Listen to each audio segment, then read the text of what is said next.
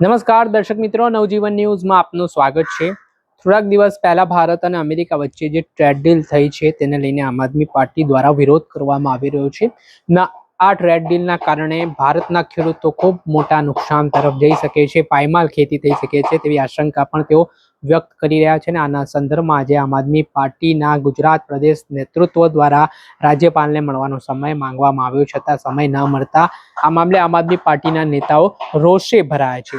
ત્યારે આજે આમ આદમી પાર્ટીના પ્રદેશ પ્રમુખ યશુદાન ગઢવી, ધારાસભ્ય ગોપાલ ઇટાલિયા, આમ આદમી પાર્ટીના નેતા બ્રિજરાજ સોલંકી સાથે આમ આદમી પાર્ટીના નેતા પ્રવીણ રામ સહિતના નેતાઓ છે તે રાજ્યપાલને મળવા માટે પહોંચ્યા હતા। આ દરમિયાન રાજ્યપાલે સમય ના ફાળવતા વિસાવદરના ધારાસભ્ય ગોપાલ ઇટાલિયા રોષે ભરાયા છે ને તેમણે શું વાત કહી છે ને શું પ્રહાર તેમણે કર્યા છે તે સાંભળો। આજે અમેરિકા સાથે ભારત સરકારે જે ટ્રેડ ડીલ કરી એ ટ્રેડ ડીલના મુદ્દે ગુજરાતના માનનીય રાજ્યપાલ સાહેબને મળવા માટે અમે સમય માંગ્યો હતો। આમ આદમી પાર્ટીના પ્રદેશ ડેલિગેશને અમને આજે સમય આપવામાં આવ્યો નથી। હમણાં જ તો સરકારે નક્કી કર્યું કે રાજ્યપાલ ભવનનું નામ બદલીને લોક ભવન કરવામાં આવ્યું, પણ માનસિકતા બદલાઈ નથી, ખાલી નામનું પાટિયું બદલાયું છે। જો આ રાજ્યપાલનું મકાન લોક ભવન હોય તો લોકોના પ્રતિનિધિ એટલે કે આમ આદમી પાર્ટીનું પ્રદેશ ડેલિગેશન રાજ્યપાલને મળી શકવું જોઈએ। આજે એક વખત નહીં, અગાઉ 5 વખત રાજ્યપાલશ્રીનો અલગ અલગ મુદ્દા ઉપર સમય માંગ્યો, ત્યારે પણ અમને સમય આપવામાં આવતો નથી।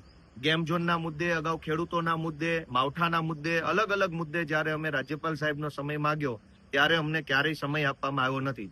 લોકભવનના પાટિયામારી જાહેરાતો કરવામાં આવી રહી છે, પણ માનસિકતા બદલાઈ નથી। માનસિકતા અંગ્રેજો ટાઈપની છે। આજે અમેરિકા સાથે ભારતની સરકારે જે ટ્રેડ ડીલ કરી છે એ ટ્રેડ ડીલ ગુજરાતના અને ભારત દેશના ખેડૂતો, પશુપાલકો અને નાના મધ્યમ વેપારીઓને જબરજસ્ત રીતે નુકસાન પહોંચાડવાની છે।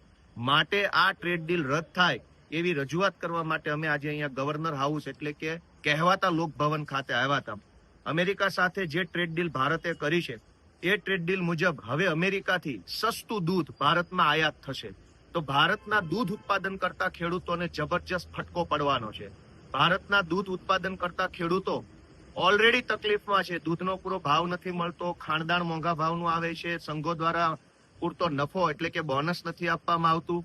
હવે એવા સંજોગોમાં ભારત સરકારે અમેરિકાના દબાવમાં આવી અને દૂધની આયાત કરવા માટેની જે છૂટ આપી છે એના કારણે ભારતનું દૂધ ઉત્પાદન કરતા ખેડૂતોને ફટકો પડવાનો છે। આ સિવાય અનેક એવા ખેતીવાડીને લગતા મુદ્દાઓ છે જેમાં હવે અમેરિકાનો સામાન ભારતમાં ટેક્સ ફ્રી રીતે વેચાશે અને ભારતનું જે કૃષિ ઉત્પાદન છે એ અમેરિકામાં 18% ટેક્સ સાથે વેચાશે, જેના કારણે ભારતનું કૃષિ, ભારતનું પશુપાલન અને ભારતના નાના મધ્યમ વેપારીઓને ખૂબ તકલીફ પડવાની છે। જે બાબતે આમ આદમી પાર્ટી આજે ડેલિગેશન સાથે આવી છે, અમને મળવા નથી દીધા, પરંતુ અમે રજૂઆત કરી છે કે રાજ્યપાલશ્રીનો સમય મળે તો ફરીથી અમે આ ટ્રેડ ડીલના ખેડૂતોના મુદ્દે, પશુપાલકોના મુદ્દે આ કહેવાતા લોકભવન ઉર્ફે ગવર્નર હાઉસની અંદર આવીશું। જય કિસાન।